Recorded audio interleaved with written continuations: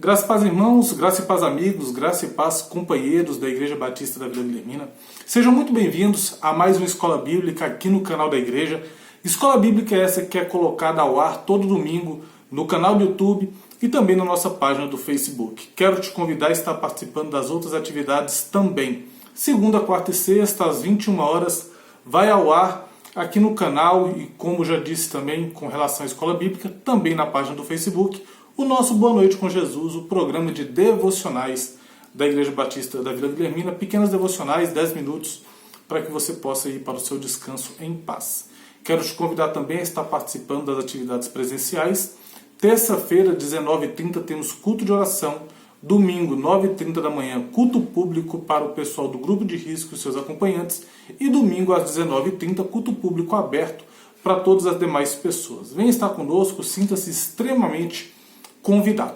Irmãos, estamos estudando a carta do apóstolo Paulo aos Gálatas, que é uma carta com um tema muito centralizado, uma carta com um tema muito claro. O apóstolo Paulo ele defende nesta carta a justificação pela fé somente. Nós estamos no miolo da carta, na parte onde ele apresenta todas as suas defesas. A primeira parte, capítulo 1 e capítulo 2, o apóstolo Paulo ele confronta o problema que estava acontecendo com aqueles crentes ali e ele faz uma defesa do seu apostolado.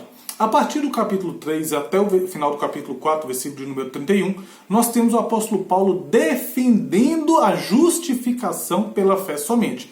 Ele está falando, olha, nós somos justificados somente pela fé. Mas a gente já trabalhou algumas aulas e talvez eu não tenha deixado claro o que é justificação. Justificação é quando o indivíduo ele é retirado do estado de condenação para o estado de absolvição. Ou seja, é quando aquelas ofensas que pesavam sobre as nossas costas são perdoadas e nós somos declarados justos diante de Deus. Existem ideias e existiam ideias de como atingir esse status, entre aspas, de justo diante de Deus. Os judaizantes acreditavam que você se tornava justo quando você cria em Jesus, mas também cumpria alguns requisitos da lei judaica, da lei mosaica, para que você fosse salvo. No caso da carta de Gálatas, especificamente, a questão da circuncisão. Tá bem? Então eles acreditavam que você era justo se você cresce em Jesus e circuncidasse. O apóstolo Paulo ele trabalha com a ideia de fé somente. Ou seja, eu me torno justo no momento em que eu creio em Cristo Jesus, em que eu confio em Jesus.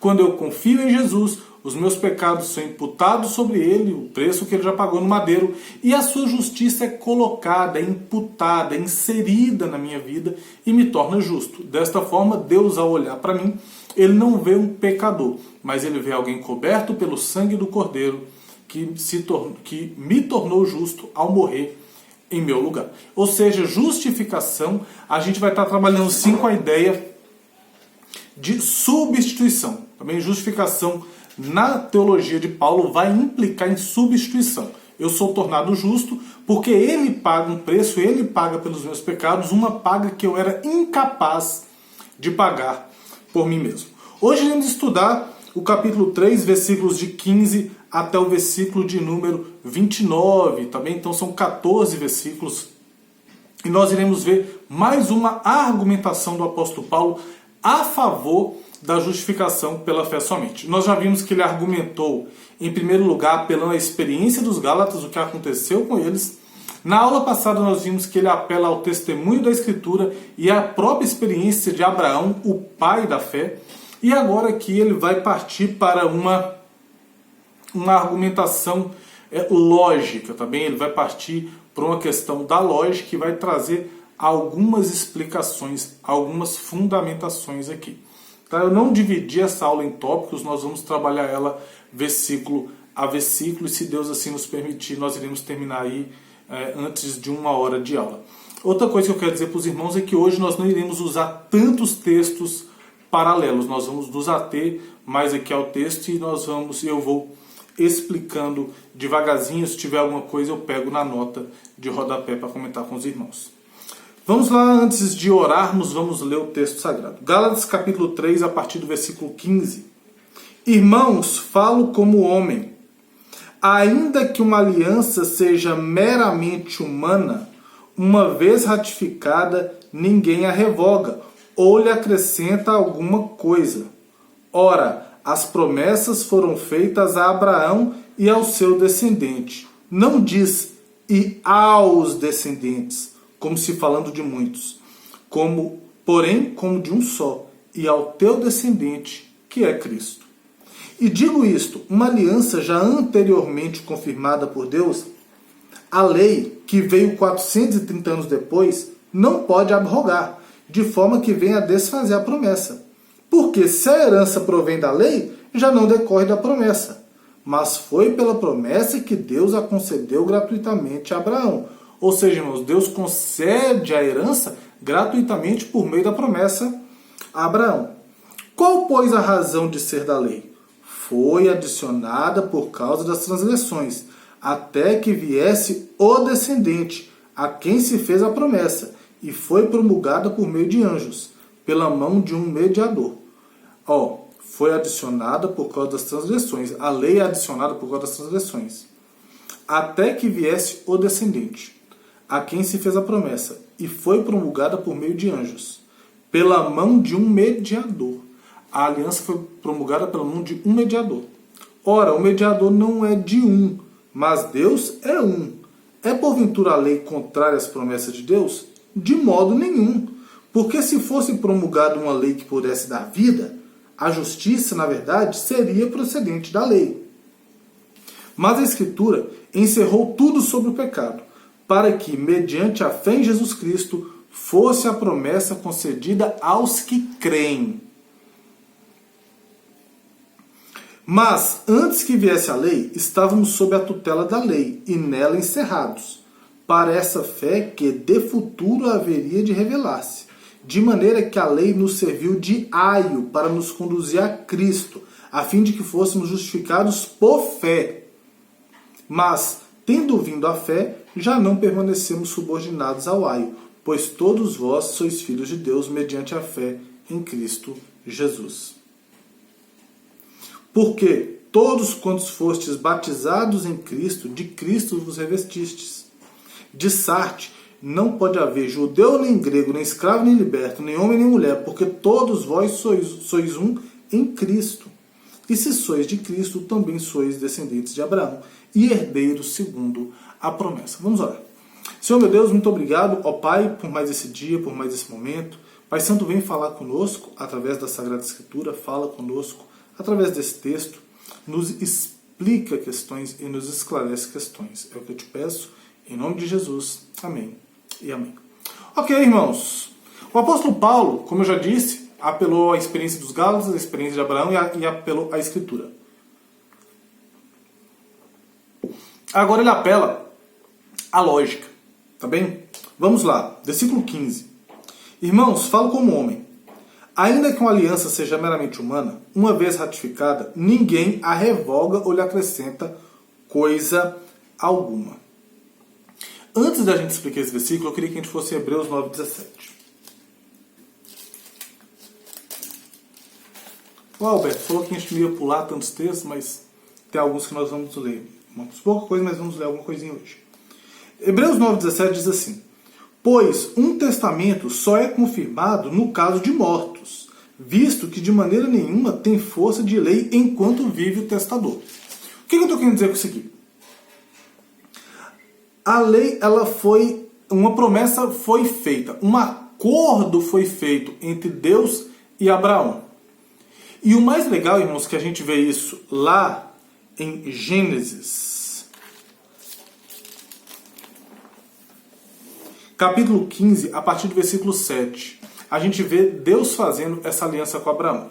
Num ritual muito comum no Oriente Antigo, em que animais eram partidos ao meio e os dois signatários, né, os dois sócios dessa aliança, as duas partes dessa aliança, passavam por entre as partes dos animais. Quando eles passavam entre as partes, eles estavam fazendo a seguinte declaração: seja feita comigo como a estes animais, se eu não cumprir os termos desta aliança. Mas quando você olha o texto de Gênesis 15, a partir do versículo 7, o versículo 17 diz assim: E sucedeu que, posto o sol, houve densas trevas, e eis um fogareiro fumegante, e uma tocha de fogo que passou entre aqueles pedaços, os pedaços dos animais. Por que isso é importante? Porque a gente entende que a aliança que Deus fez com Abraão é uma aliança que não está fundamentada em algo que Abraão fez. Somente Deus passa entre as partes. Deus não permite que Abraão passe entre as partes. Um sono pesado vem sobre ele. Por quê? Porque se Abraão passasse, Abraão não seria capaz de cumprir os termos da aliança. Por isso essa aliança está fundamentada somente no caráter de Deus. E o que isso tem a ver com Hebreus 9:17 e com o versículo 15 de Gálatas 3? Irmãos, falo como homem, ainda que uma aliança, lembra a aliança que foi ratificada lá nas partes dos animais? Ainda que uma aliança seja meramente humana, e no caso não é uma aliança divina, uma vez ratificada, ou seja, confirmada, ninguém a revoga ou lhe acrescenta coisa alguma. Por quê, irmãos?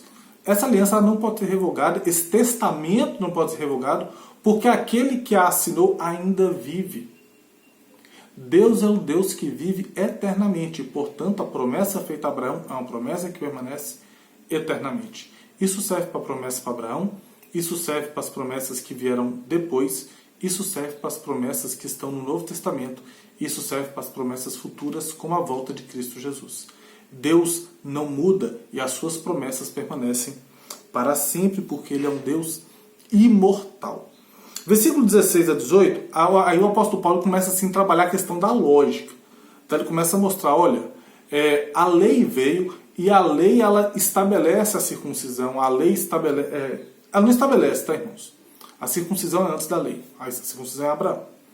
Mas a lei ela codifica, né? Ela pega algo que foi falado e transcreve, coloca no papel, tá? Torna isso como algo legalizado mesmo, institucionalizado para Israel. E aí o apóstolo Paulo começa a mostrar, olha, a circuncisão ela vem bem depois da promessa. E a promessa que é feita, a gente encontra isso lá em Romanos, capítulo 4, versículo 13, diz assim: não foi por intermédio da lei que a Abraão ou a sua descendência coube a promessa de ser herdeiro do mundo, e sim mediante a justiça da fé. Ou seja, a lei vem muito na frente, a lei vem quando Abraão já tinha promessa. Qual promessa? A promessa de ser herdeiro do mundo. Ou seja, a promessa foi bem anterior, irmãos. Deus promete salvação, Deus promete uma descendência abençoada, Deus promete que todas as famílias da terra serão abençoadas em Abraão, muito antes da instituição da lei. E o apóstolo Paulo mostra isso para a gente, versículo 16 a 18. Ora, as promessas foram feitas a Abraão e ao seu descendente. Não diz aos descendentes, como se falando de muitos, porém como de um só, e ao teu descendente, que é Cristo. Antes da gente caminhar para o versículo 17 e 18, é importante a gente entender que existem, não é duas descendências, tá, irmão? A gente tem Isaac. Isaac, ele vem antes, como um precursor de todos aqueles que iriam seguir Abraão pela fé. Ou seja, de Isaac até Jesus, a gente tem uma galeria de pessoas que estão confiando na promessa que foi feita a Abraão pela fé somente. Tem uma galeria de pessoas que estão esperando o Messias, que estão esperando o descendente. Tá bem? Então Isaac, em Abraão, ele representa todo esse pessoal que vai vir. Toda essa gama de pessoas, essa fileira de pessoas que vão vir caminhando pelo Antigo Testamento. Então ele é um representante desses que viriam. Tá bom? E quando a gente chega no Novo Testamento, a gente tem Cristo Jesus. Cristo Jesus, representante de todos aqueles que têm a fé como a do crente Abraão, para crer tão somente na promessa. Versículo 17. E digo isto, uma aliança já anteriormente confirmada por Deus, a lei que veio 430 anos depois, não pode abrogar, de forma que venha a desfazer a promessa. Onde é que está 430 anos depois? Ô Alberto, peraí, de onde é que Paulo tira 430 anos depois? Êxodo, capítulo de número 12, versículo de número 40. Diz assim, irmãos: Ora, o tempo que os filhos de Israel habitaram no Egito foi de 430 anos. Em algumas traduções, a gente vê esses 30 anos, incluso um tempinho ali que eles ficaram fora do Egito, tá bom? Mas por que isso é importante aqui no contexto do versículo 17? E digo isto, uma aliança já anteriormente confirmada por Deus, a lei, que veio 430 anos depois, não pode abrogar de forma que venha a desfazer a promessa. Lembra que eu falei lá de Hebreus? Deus fez uma promessa e Deus não morreu. Então Deus permanece, a promessa permanece de pé. A lei, ela vem 430 anos depois. E aqui o apóstolo Paulo coloca o primeiro argumento lógico dele. Ele fala, poxa, peraí. Abraão, vocês, judaizantes, entendem que Abraão foi salvo. Só que Abraão foi salvo quando não tinha lei. A lei só vem 430 anos depois. Então, essa salvação de Abraão não careceu da lei. Não precisou da lei institucionalizada, escrita, para que ele fosse salvo. Ele foi justificado pela fé. Então, quando vocês colocam a necessidade do cumprimento de estatutos da lei para a justificação, vocês estão falando o seguinte, peraí, então até a saída do povo do Egito, até a instituição da lei, todos se perderam? Porque não guardaram de alguma forma a lei, porque não tinham como guardar algo que não estava escrito? Essa é uma ideia que o texto traz. Ora, Deus fez uma promessa. A lei chega e Deus faz a promessa a Abraão e Deus garante a Abraão uma justificação ou ser tornado justo pela fé. E aí, depois você chega com a lei e fala, não, então peraí, não é só pela justiça, mas não. É pela guarda da lei. Então você está anulando a primeira coisa que Deus falou, partindo da segunda. A gente tem um problema de lógica aí. Primeiro, porque você está tornando Deus um Deus incoerente. Em um momento ele fala que Abraão é justificado pela fé, e depois ele quer que você se circuncide para ser salvo. A gente tem um problema de lógica, tá bem? E segundo, você passa a ter um problema com todas as pessoas que antecederam a lei. Onde essas pessoas estão e onde está pai Abraão, tá bom? Paulo continua trabalhando aqui. Porque se a herança vem da lei, já não decorre da promessa. Irmãos, a herança, que aqui a gente entende muito bem que não é apenas uma vida nessa terra, mas a vida eterna com Deus, essa é a nossa maior herança. Essa herança, aqui ó, porque se essa herança vem da lei, já não é da promessa. Irmãos, não tem como nós recebermos uma bênção tão grande de duas fontes distintas. Ou você recebe mediante a lei, ou você recebe mediante a promessa. E o apóstolo Paulo já usou argumentos anteriores na vida dos Gálatas, na vida de Abraão e nas Escrituras, para mostrar que é tão somente mediante a fé. Não tem outro caminho, tá bom? Mas foi pela promessa que Deus a concedeu, ou seja, concedeu a herança gratuitamente a Abraão. Esse termo gratuitamente é muito interessante. Porque quando você estabelece que, por exemplo, a pessoa só é justificada se ela se circuncidar, você tira a gratuidade da graça de Deus. Porque eu tenho que pagar por essa salvação. Eu tenho que pagar por esse benefício. Nem que seja uma mera circuncisão. E Abraão, o texto fala que foi concedida a herança a Abraão de forma gratuita. Ou seja, ele simplesmente creu, ele simplesmente confiou na pessoa de Deus. E aí o apóstolo Paulo começa agora a explicar a razão da lei. Aí você pensa, ok, tudo bem, Alberto, já que é tudo mediante a fé, tudo foi oferecido mediante a fé, tudo nos foi garantido mediante a fé na promessa de Deus feita a Abraão e ao seu descendente, primeiro em Isaac e indo até Cristo Jesus numa descendência carnal. Para que serve a lei? Qual que é a utilidade, então, da lei?